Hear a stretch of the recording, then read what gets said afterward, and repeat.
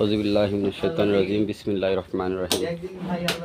আমরা এসেছি আজকে ঝিনাইদহ জেলার পাতিবিলা গ্রামে মোহাম্মদ ইমান আলী ভাইয়ের খামারে। ভাইয়ার গরু আছে, আপনাদের দেখাই একটু। তিনটা, এটা হচ্ছে ছোট, এটা হচ্ছে মেজো, আর ওই যে পাশেরটা হচ্ছে বড়। এই যে এটা বড় আর এটা মেজো। মেজোটা আসলে খুব ছটফটে এবং খুব দুষ্টু, ধীরে দাঁড়াইতে পারে না।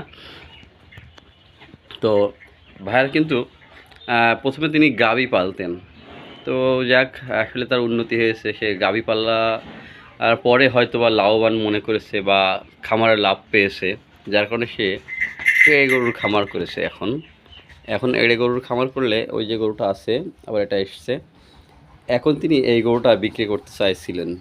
এই যে আপনাদেরকে একটু ভালো করে দেখাই, গরুটা কিন্তু খুব কালারফুল এবং কোয়ালিটিফুল গরু। গরুটা ব্ল্যাকের সাথে হালকা,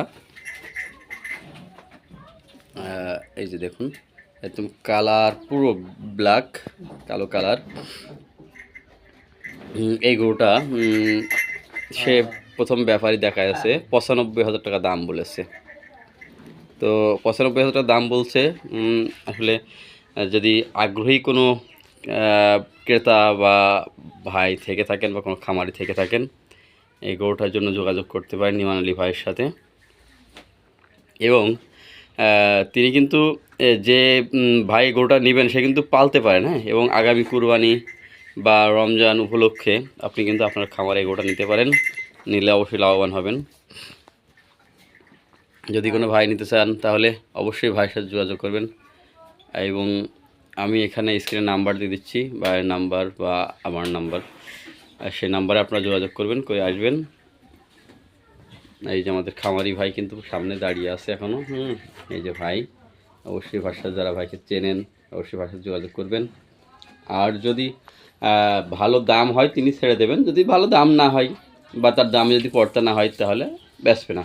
খামারে গরু থাকবে, খাবে। এই গরুকে কোনো রকমের ফিড খাওয়ানো নেই, কোনো বাজে খাবার খাওয়ানো নেই, শুধুমাত্র ভুসি এবং ঘাস বিচালি খাওয়ায় তিনি গরুটা বড় করেছে। আপনাকে একটু দেখাই, এই যে মাত্র তিনি বাজার থেকে আসলেন,